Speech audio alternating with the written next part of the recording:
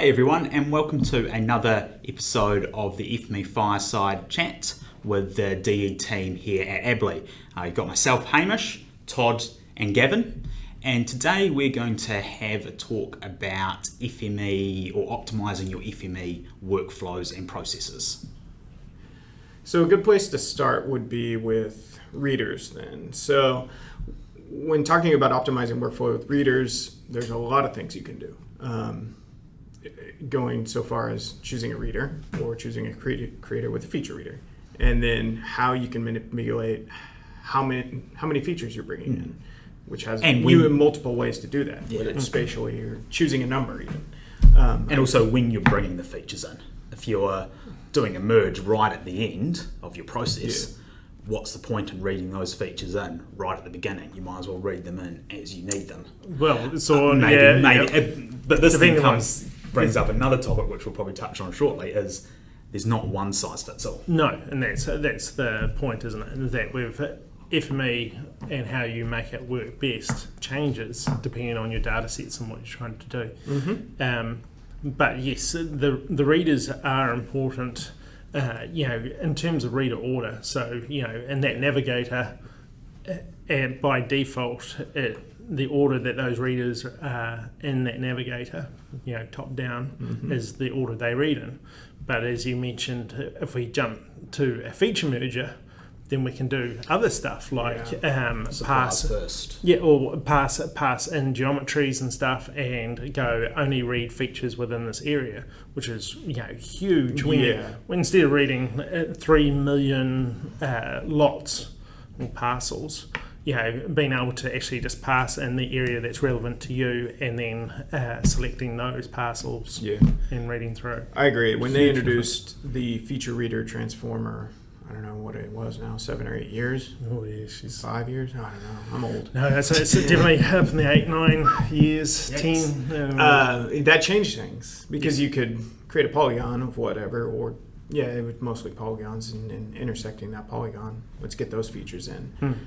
It just changed the way that the logic in FME was. Yes. And it's allowed you to read data sets and deal with data in a much better way. There's been lots of that kind of discussion of whether everything should be replaced by a feature reader and not have the readers, but that kind of discussion's disappeared a bit. And I'm actually quite glad of that as well, because I still love using some of the reader options aren't available in feature readers and stuff like that. But it's just one of those things. It's interesting you say that though. I tend to default to using a feature reader unless I need an option that's in a reader. Not available. I really mix and match, kind of depending on the scenario. I'd say like there's cases that I just start with a creator then a feature reader for any reason. I don't know, not really. And then there's some times I just fire off a reader because let's say I'm going to directory. So I'm just like using a directory reader to get the data that I want to pull into a feature reader. Yeah, sometimes I don't want to be bound by a feature getting passed through into a feature reader. Yeah. So so as we were discussing, you talked about earlier about not reading in features till you kind of need them. Sometimes it's the opposite, where you read in the features to start off with, so you can utilize other capabilities like suppliers first within a feature merger, which means instead of a feature merger becoming a blocking transformer where everything has to go into before it will start doing the join, you can use that suppliers first, pass in your suppliers, and then every feature that comes into the requester port doesn't sit around there, it immediately matches to that supplier and fires out. That's huge when you're dealing with really tens of thousands, 100,000, millions of features versus you're trying to match up 300 to those million. And it's also really useful. A lot of times we deal with relational databases, and being able to rebuild that relationship into a static table, being able to specify, all right, I'm going to read in this lookup table first, because that's got 100 rows in it, and that's going to go to my supply port. And then when I read in the main table that has 1 million rows, I set my feature mergers to suppliers first, so it just passes straight through and goes like that, and that speeds things up. And dramatically. that's the difference between a group-based transformer and a feature-based transformer, which is kind of an underlying functionality of FME. Most of the time, I mean, the easiest way to point it out for a group-based one is that all the features need to get into that transformer before it performs an action. So sort is a great example of that, where every feature has to go in before it sorts. Right. Yeah. Whereas other ones, or something. other ones can pass feature by feature. And that kind of goes to the heart of the conversation. If you think about the topic, optimizing workflows, right? Sorting, doing an attribute creator, sorting again, doing an attribute creator. Yeah. You know what I mean? Those are the types of things that happen because, I don't know, somebody's just Put things together. And they maybe haven't had an opportunity to learn these types of things about optimization practice. Well, I think one of the things that happens to a lot of people, especially when they start using FME, I mean it still happens to all of us actually, is you go back and look at something you did a few years ago and go, oh man, I made that not as efficient as a few weeks ago. efficient as it possibly could be, and being able to make those amendments. And then realising, I've said it many times, but you can do the same process so many different ways, and when you begin to understand and implement some of these optimization steps, your entire workflow is actually changed, because you're looking at it rather than going from A to B, you're looking, okay, if I actually go, from A to C and then back to B, that's actually going to be a much more optimal route and a lot faster, just rejigging those sort of orders of operations. But that requires knowledge of and experience of how these transformers work. So I know you've had situations where you have done a sorter and then a group by, and that's actually been faster than just doing the group by sorter. Because you've had the option to change group when order's important, isn't it? Change group when attribute changes or something. Whatever that setting is. So little things like that can make a big difference. Your comment about the transformers is a good one. I mean, we jumped right into transformers, but the newer transformers is also something that has to be taken into account, because one example that I can think of was HTML extractor, I believe it is kind of newer. I think it's 4 or 5 years old now, but it gives a lot of ability to dig into the HTML page and pull out just little bits of those that I don't remember that existing 6 or 7 years ago, or I didn't know about it 6 or 7 years ago. You know what I mean? So my process, my logic was way different back then, and now it's one transformer where I'm like, oh, cool. So I can go to this, right? I can go to this div and pick up this list from there and all kinds of stuff in that regard. Yeah, and I think the other thing that you've got to look at is the amount of options that FME gives you. So, I mean, there's a great article online around things to do to improve performance with, say, FME. And, one of those things is, do the actions within the database if you can.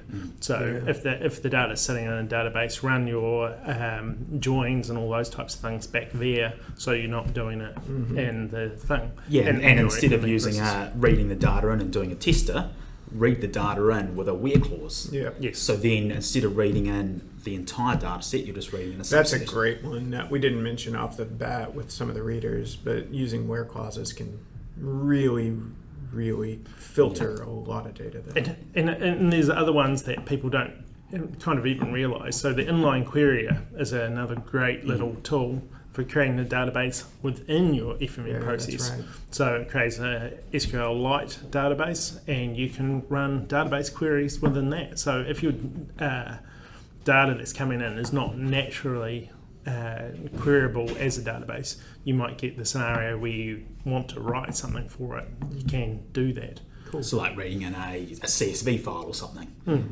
There's no querying on that. To give an example of optimization, recently we had a file come in that was 78 gigabytes. It came in as a CSV format, and it contained 1.13 billion lines. And it was actually some transport related data, and So it's a CSV. So initially the idea was to read it as a CSV.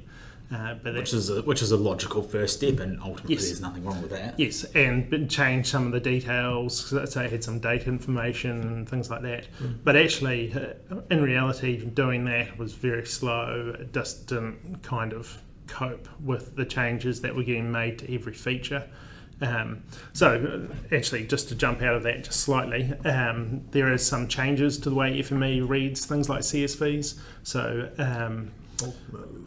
bulk mode as it's called now, and the way that reads the schema. So if the schema is the same, that it always reads those features in without checking the schema. That's really good for the CSV stuff. It was just when we got into the next steps that it was kind of failing, when it was getting broken up, looked at feature by feature. But in this case, it was we actually moved away from the CSV and went to point cloud. So in this scenario, And this isn't the first time you've done that. You've done this on multiple. We'll give a few examples. But in the scenario, we read it in as a point cloud XYZ, which has basically read a CSV as a point cloud, and 1.13 billion features read in, bang, relatively quickly as one feature though, with lots of components. And then we had to do some of the processes on that point cloud, but it's remarkably quicker. So, like you mentioned, we've done it before with other data sets where we've got billions and billions of points where we've been able to process that kind of quickly. The little gotcha on that is that most of the FME transformers only like working on a field that's numerical in the point cloud. So, just as a handy hint, we kind of broke out some of the points, deduped them so that there weren't lots and lots of them coming through with the same information, and converted what were strings and stuff back to numbers, so that we could actually utilise the string details in another bit and then pick out the numbers, which we could then apply back to the point cloud. Yeah, we talked about that in another Fireside. We're building not technically, but basically a reference table for that information to access using numeric values. Check that video out. And I've had great success with turning rasters into point clouds as well to do analysis, dealing with thousands of hectares of sub-meter DEM or raster imagery. Chuck it in a point cloud and you can suddenly do a whole bunch of merging, and it's a lot faster. And I mean, actually, a point cloud can only take points, but you can use like geometry extractors and stuff to put a attribute into the geometry into an attribute that can be rebuilt later if your process requires some of that bulk processing. Now, that's not always the answer. Just because you've got a process with 5 million features doesn't automatically mean go and put in a point cloud and everything all goes super sweet. It's more about, again, picking the right reasons to chuck it into it. And I think one of those issues that, in terms of optimization, it's not until you try out all these things and do these things do you actually realise all the steps that it takes to optimise something. And you made a good point. Well, I just thought of something as you were saying about picking the right optimization path. It's also a bit of a cost benefit analysis. Like, if you're going to spend a whole day optimizing a workbench that you only need to run once and you're going to shave 5 minutes off, is it really worth it? But if you're going to spend a whole day optimizing a workbench that, yes, you shave 5 minutes off, but it gets run every hour, then you're going to make a massive savings. So it's just about weighing up. Is it worth me saving 5 minutes, spending 8 hours to save 5 minutes? Or is it not? And actually, just as another example, and it depends what the scenario is. I remember one that you had probably about 4 or 5 years ago, where we're going back in time here, Hamish, where you built this process, and it was a really cool process, but it had to run often, and it ran at 30 seconds. and you passed it over to me to see if I could find any optimizations in it, and I think we got it down to 6 seconds, and all it was just changing. We didn't even change any of the transformers that we used. It was just about their placement, what attributes we were keeping, and just whether we could turn them into suppliers first and stuff like that. That's a good one. Attributes saving attributes at the beginning of a workflow, and maybe dropping 1 or 2 that are just attribute remover versus attribute keeper. I know that's a whole other conversation on which one you use. Anything with writers that you can think of? Tricks with a writer? Yes, the sort of updates and inserts and all those types of things, and how you had a utilize good those. Example of the other day where it was quicker to do a delete and an insert than do an update. And that was actually, there was some other things that were kicking along that process in terms of it didn't always. I wanted to delete the previous feature, which might actually be in a different table than the output table. Why don't get into the details of that. But yes, in this scenario, the database we're working with is very slow when it comes to doing an update, and actually it's a lot quicker to do the delete and then an insert. And of course, all those DB operations, database operations, are catered for within FME. So that's one thing. And there's of course writer-specific things. SDE. You can do transactions or edit sessions, bulk mode. But that's not across all of them, and is very sort of use case specific. But, and again, you've got that reader and writer order. So what they appear in your navigator is the order they read. They write. So if you're, and I've seen it numerous times, where someone will have the feature one output going to their first writer, like one row, and 15 million going to their second writer, and all those 15 have to sit in there by default till that first feature writes into that first writer before they start writing. And just a change in order changes the whole process. That just about sums up our discussion on optimization. Of course, we didn't cover everything, and we could go on for hours about these and different use cases and specifics. So if you do have any questions about how you could optimize or want us to give you some pointers, do feel free to reach out to us. We're more than happy to help you with your specific situation. So that was Hamish, Todd and Gavin. We're from the DE team at Abley, and we'll catch you at the next Fireside.